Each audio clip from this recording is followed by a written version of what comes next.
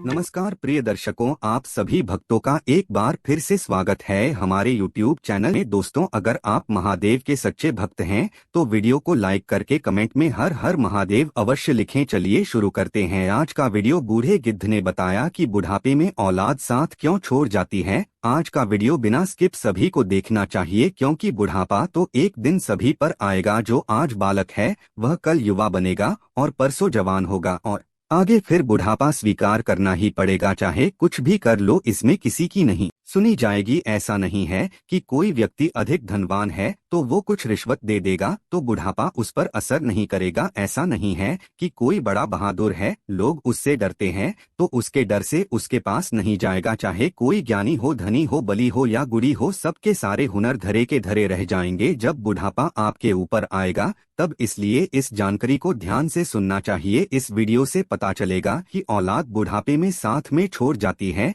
इस बात को समझने के लिए हमें इस कहानी को ध्यान से सुनना चाहिए। किसी जंगल में एक बड़ा भारी बरगद का वृक्ष था। उस वृक्ष पर हजारों भांत भांत के पक्षी दिन भर किलोले करते रहते थे, या यूं कहिए कि स्थायी निवास स्थल था। उस वृक्ष पर रहकर पक्षी अपार आनंद की अनुभूति प्राप्त करते थे। कहते हैं, हम जब किसी स्थान पर या किसी व्यक्ति के साथ एक लंबे समय तक रहते हैं तो हमें उससे मोह हो जाता है। इसी तरह उस पर वृक्ष पर रहने वाले सभी पक्षियों को उस बट वृक्ष से मोह हो गया था। एक दिन की जंगल में सूखा पड़ गया। कई वर्षों से पानी नहीं बरसा, जंगल के वृक्ष सूख सूख कर मुरझाने लगे। वह बट वृक्ष भी पानी न बरसने के कारण सूखने लगा।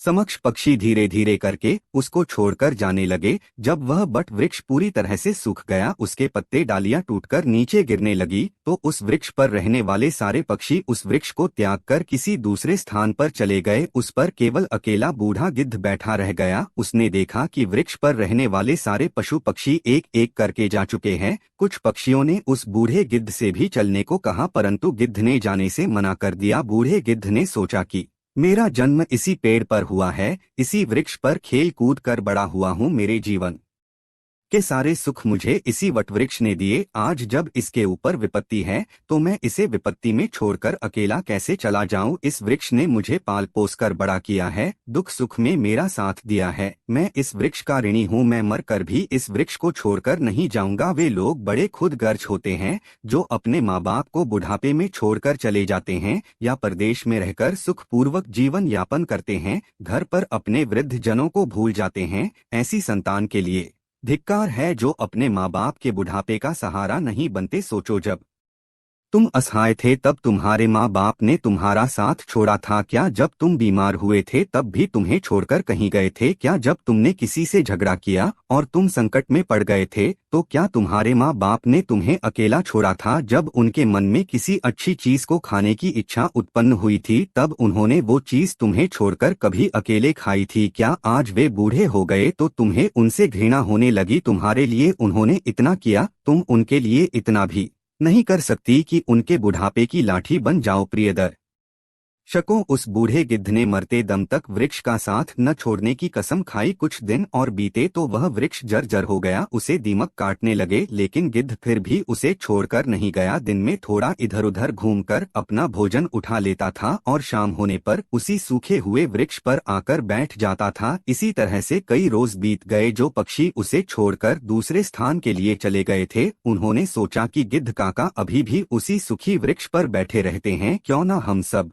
मिलकर उनके पास चलें और उन्हें समझा बुझाकर अपने पास बुला लाए। यही सोचकर कुछ पक्षी बूढ़े गिद्ध के पास गए और उन्हें अपने साथ चलने का आग्रह किया। कहने लगे, गिद्ध काका, तुम कहाँ इस सूखे हुए वृक्ष पर बैठे रहते हो? इस वृक्ष का जीवन खत्म हो चुका है, मरे के साथ में मरना कहाँ की समझदारी है। कहते हैं, वही जीव का श्रेष्ठ है जिसमें धर्म की हानि ना हो, वही देश श्रेष्ठ है जहाँ कुटुंब का पालन हो सके। यह वृक्ष बिल्कुल जर्जर हो गया है, दीमक इसे रात दिन गलाए जा रही है। किसी दिन हवा के तेज झोंके के साथ यह गिर जाएगा, फिर तुम कहाँ जाओगे? विद्वान लोग कहते हैं कि शत्रु, कर्जा, अग्नि, बीमारी, इन चारों को समय रहते दवा देनी चाहिए। जो इनसे अपना समाधान नहीं करता वह बेमौत मारा जाता है। ठीक इसी प्रकार तुम्हें भी इस वृक्ष को छोड़कर किसी खुशहाल स्थान पर अपना निवास बना लेना चाहिए। दर्शकों, पक्षियों के समझाने पर भी बूढ़ा गिद्ध वृक्ष को छोड़ने के लिए तैयार नहीं हुआ। कहने लगा, भाइयों, यह वृक्ष मेरे माँ बाप के समान है। मेरे माता पिता मुझे जन्म देकर इसी वृक्ष पर मुझे छोड़कर चले गए थे। उनके जाने के बाद मैं इसी वृक्ष पर खेलकर बड़ा हुआ। जीवन के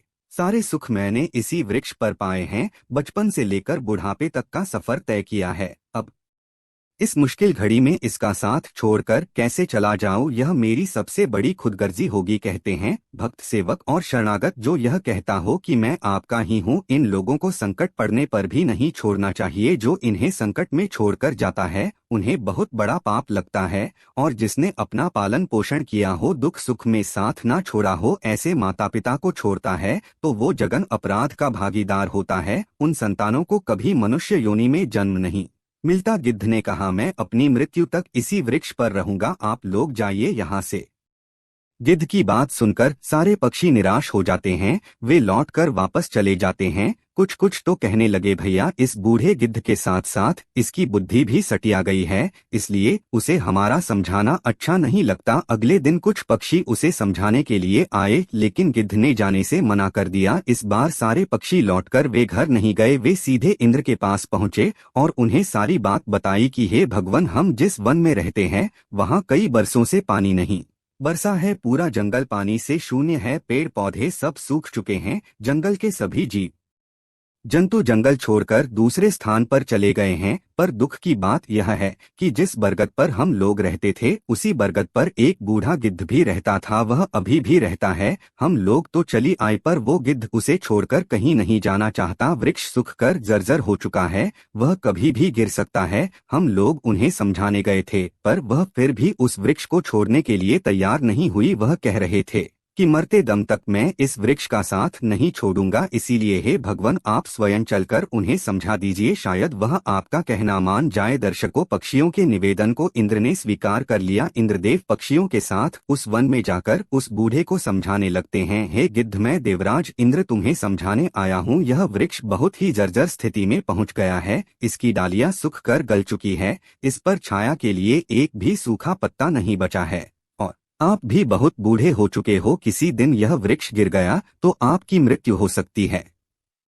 इसलिए इस वृक्ष को छोड़कर किसी सुरक्षित स्थान पर चले जाइए। दर्शकों, इंद्र की बात सुनकर बूढ़ा गिद्ध कहने लगा, हे भगवान, एक बात बताओ, जब मेरा जन्म हुआ था तो मेरे माता पिता मुझे इसी वृक्ष पर छोड़कर स्वर्ग सिधार गए थे। मैं जब असहाय था तो मुझे इसी वृक्ष ने पाल पोष कर बड़ा किया। मैं इसी पर खेला कूदा, इसी पर रहकर सारे सुख उठाए हैं। इसी पर रहते रहते मैं बूढ़ा हो गया। मेरा पूरा जीवन इसी वृक्ष की छाव में बीता है। आज जब इस वृक्ष पर विपत्ति आ गई तो मैं इसे छोड़कर कैसे चला जाऊंगा। अक्सर लोग यही करते हैं कि विपत्ति आने पर गरीबी में अपने व्यक्ति, अपने हितैषियों का, अपने बंधुओं का साथ छोड़कर चले जाते हैं। मैं उन मतलबी लोगों की तरह नहीं हूँ। मैं मरते दम तक, आखिरी सांस तक अपने माता पिता के तुल्य वृक्ष का साथ निभाऊंगा। गिद्ध का ऐसा अद्भुत प्रेम देखकर इंद्र बहुत खुश हो जाते हैं। कहते हैं, गिद्ध, मैं तुम्हें वरदान देना चाहता हूँ, बताओ तुम्हें क्या चाहिए। तब गिद्ध कहता है, हे भगवान, यदि आप दान देना चाहते हो तो मुझे नहीं चाहिए। इस बरगद को वरदान दे दीजिए ताकि ये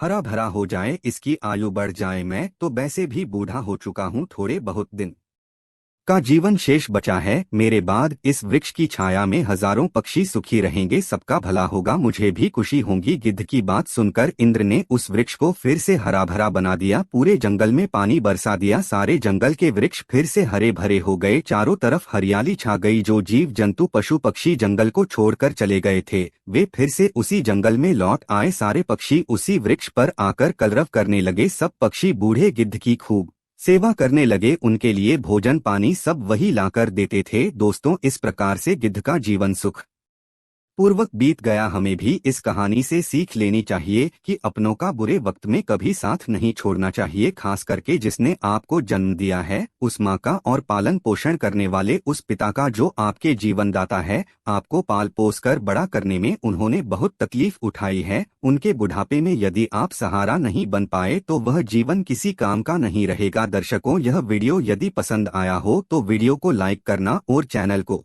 सब्सक्राइब करना ना भूले। मिलते हैं अगली वीडियो में नई चर्चा के साथ। यहाँ तक साथ देने के लिए आप सभी का बहुत बहुत धन्यवाद। हर हर महादेव।